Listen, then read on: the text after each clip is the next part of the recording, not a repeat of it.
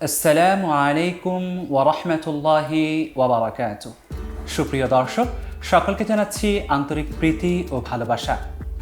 আল্লাহ সুবহানাহু ওয়া তাআলা যদি আমাদের কারো কাছ থেকে কোনো কিছুকে ছিনিয়ে নিয়ে নেন, আর আমরা যদি ধৈর্য ধারণ করতে পারি, হতাশ না করে সওয়াবের প্রত্যাশা রাখি, তাহলে আল্লাহ তাআলা আমাদেরকে এর চেয়ে উত্তম বিষয় দিয়ে খুশি করে দিবেন। হাদিসে কুদসিতে ইরশাদ হয়েছে, আমি যার দুটি প্রিয় বস্তুকে ছিনিয়ে নেই, কেড়ে নেই, অর্থাৎ কারো যদি দুটি চোখকে নিয়ে নেই আর সে যদি ধৈর্য ধারণ করে, তাহলে তার একমাত্র প্রতিদান হবে জান্নাত। অপর এক হাদিসে পয়গম্বর আলাইহিস সাল্লাম ইরশাদ করেন, এই দুনিয়া থেকে যারা আমি প্রিয় বন্ধুকে কেড়ে নেই আর সে ধৈর্য ধারণ করে এবং আমার থেকে সওয়াবের প্রত্যাশা রাখে, তাহলে আমি তাকে জান্নাত দান করব। প্রিয় ভাই, আল্লাহ তাআলা যদি আমাদের কারো সন্তানকে কেড়ে নেন আর সেই ক্ষেত্রে আমরা যদি ধৈর্য ধারণ করতে পারি, তাহলে আল্লাহ তাআলা আমাদের জন্য জান্নাতে একটি ঘর নির্মাণ করবেন, যেই ঘরটির নাম হলো বাইতুল হামদ তথা প্রশংসার ঘর। তাই বিপদে পড়লে ঘাবড়ানো যাবে না, হতাশ করা যাবে না, কেননা বিপদ যিনি দিয়েছেন তিনি মহান দাতা।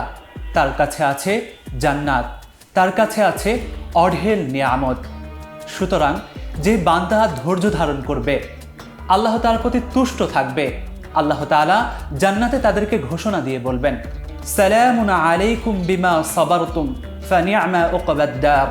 শান্তি বর্ষিত হোক ওই সমস্ত ব্যক্তিদের উপর যারা বিপদে ধৈর্য ধারণ করেছে, তাদের প্রতিদান কতই না উত্তম।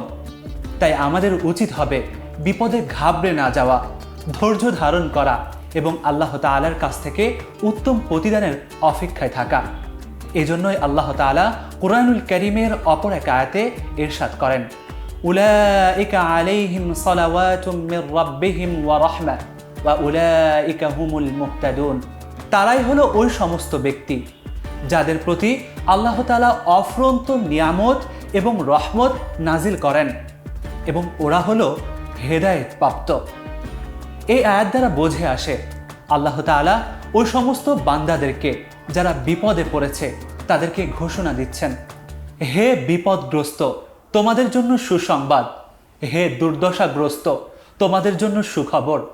দুনিয়ার জীবন অতি ছোট, এর ধন সম্পদ অতি ক্ষীণ, অথচ আল্লাহ তাআলার কাছে যা আছে তা অফুরন্ত, অঢেল। তাই তুচ্ছ কারণে ভেঙে পড়ো না, আমার প্রতি সন্তুষ্ট থাকো, আমি অধিক দান করব। এ দ্বারা বুঝে আসে প্রিয় ভাই যে আল্লাহ তাআলা যে সমস্ত বান্দাদেরকে পরীক্ষায় ফেলেছেন, কষ্ট দিয়েছেন, তাদের জন্য আহ্বান করা হচ্ছে, যারা বিপদগ্রস্ত হয়েছ, তোমরা হারাওনি, তোমরা পেয়েছ, তোমরা লসে নাও, বরং লাভে আছো। আল্লাহ তাআলা তোমাদের উত্তম প্রতিদান দিবেন। সেই সাথে যারা অঢেল নিয়ামতে লিপ্ত আছে, অঢেল নিয়ামত তারা ভোগ করছে, কিন্তু ছোট বিপদেও তারা ঘাবড়ে যাচ্ছে, হতাশ করছে, আল্লাহর নিয়ামত থেকে সরে যাচ্ছে, আল্লাহ তাআলা তাদের ব্যাপারে কুরআনুল কারীমে বলেন, ফাদুরিবা বাইনাহুম বিসূরিন লাহু বাব বাতিনুহু ফীহির রাহমা ওয়া যাহিরু মিন কিবালিহিল আযাব।